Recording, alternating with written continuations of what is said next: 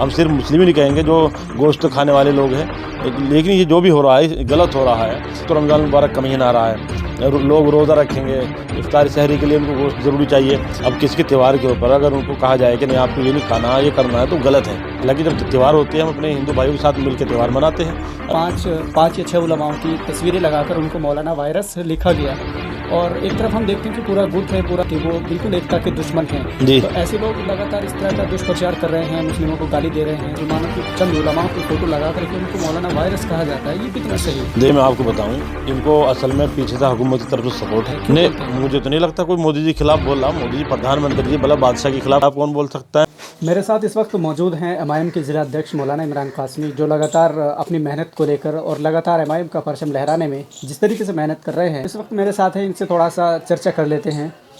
सबसे पहले तो हम रमज़ान को लेकर के जिस तरीके से इन्होंने साफ़ सफाई की मुहिम जो चला रखी है एमआईएम की ओर से, उसको लेकर बात की जाएगी। साथ ही साथ नवरात्रि जो त्यौहार है उसको लेकर के बात की जाएगी। आने वाले 2023 के जो नगर निकाय चुनाव हैं उनको लेकर भी बातें होगी, और साथ ही साथ आपको बता दें कि 2024 में होने वाले लोकसभा चुनाव को लेकर भी बात की जाएगी। सबसे पहले तो आपको बहुत बहुत शुक्रिया बात करने के लिए। आपका भी शुक्रिया।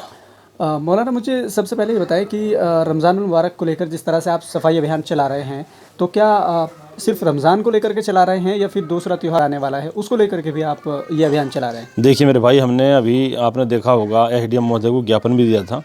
उसमें हमने ये लिखा सबसे पहले कि रमज़ान मुबारक, नवरात्रि दोनों जो भी त्यौहार हैं इनके ऊपर हमने ज्ञापन दिया है कि एसडीएम साहब खतौली के अंदर यहाँ पे साफ़ सफाई ख्याल रखें। और हमने डीएम साहब के यहाँ भी भेजा है कि पूरे मुजफ्फरनगर के अंदर, सभी नगर क्षेत्र के अंदर, गांव के अंदर जितने भी जगह है सभी जगह साफ़ सफाई ख्याल रखा जाए। त्यौहार आ रहे हैं, रमज़ान मुबारक का महीना भी आ रहा है और नवरात्रि भी है, तो हमने इसको लेके ज्ञापन दिया है साफ़ सफाई का ख्याल रखा जाए, लाइट का, पानी का। क्योंकि आपने देखा रमज़ान के अंदर अक्सर प्रॉब्लम होती है, इधर सहरी के वक्त लाइट भाग जाती है, इफ्तार के वक्त लाइट भाग जाती है, तो ऐसा ना हो। हमने इसी वजह से वहाँ पे ज्ञापन दिया है और एसडीएम साहब ने हमें वहाँ से आश्वासन दिया है कि इस मरतबा बहुत अच्छा इंशाल्लाह माहौल रहेगा साफ़ सफाई का हर चीज़ का।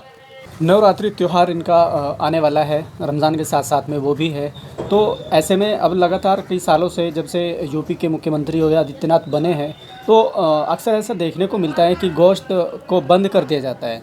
तो आप हमें बताएं, क्या योगी राज से पहले भी ऐसा हुआ था या सिर्फ अभी मतलब उसको गोश्त को बंद कर दिया जाता है? कभी ऐसा नहीं हुआ। देख लीजिए आप, संविधान के अंदर संविधान ने सबको राइट दिया कि आपको अपने मज़हब के ऊपर चलने का हक है, जो आप चाहे आप वो खा सकते हैं, आपका जो मन चाहे आप वो कर सकते हैं। ये है कि अगर किसी चीज़ के अंदर किसी को आस्था है वो नहीं करना है, और अल्हम्दुलिल्लाह वो वैसा मामला हमारे यहाँ पर कोई नहीं हो रहा है। लेकिन चंद दिनों से, चंद सालों से देखा जा रहा है कि जब जैसे कोई त्यौहार आता है तो उस पर गोश्त बंद कर दिया जाता है। अब इधर रमज़ान मुबारक है, जबकि आपको पता है कि मुसलमान भी और भी बहुत से लोग हैं हमारे भाई हैं, हम सिर्फ मुस्लिम ही नहीं कहेंगे जो गोश्त खाने वाले लोग हैं, लेकिन ये जो भी हो रहा है गलत हो रहा है। इससे कई नुकसान हैं। एक तो रमज़ान मुबारक का महीना आ रहा है, लोग रोज़ा रखेंगे, इफ्तार सहरी के लिए उनको गोश्त ज़रूरी चाहिए।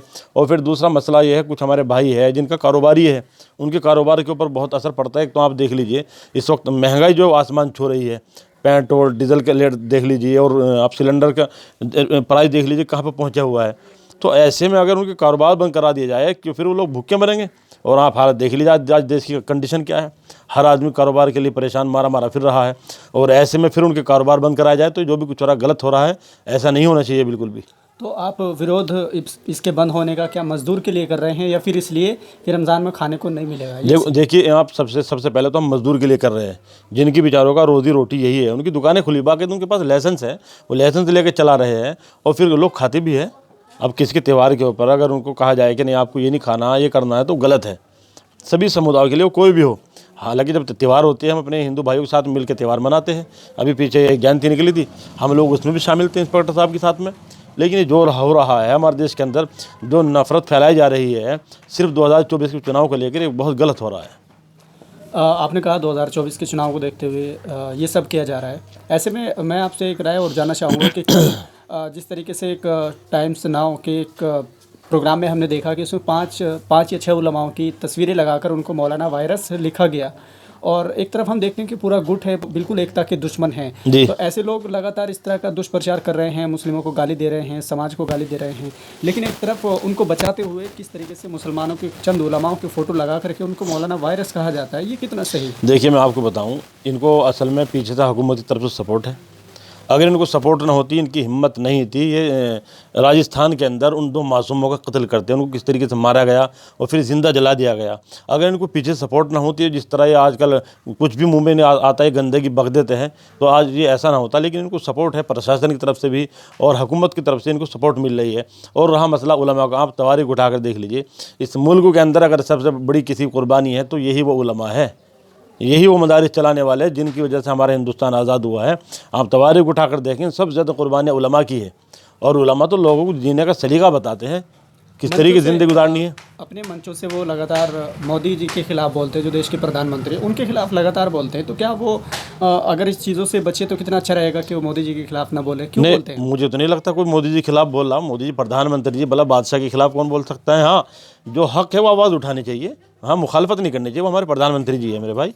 तो वो स्टेज से उनके खिलाफ बोलते हैं, उनकी नीतियों के खिलाफ बोलते हैं या फिर उनके खिलाफ बोलते हैं? उनकी जो उनकी नीतियाँ है उनके खिलाफ बोलते हैं। आप मुझे बताइए उनके खिलाफ कौन बोल रहा है?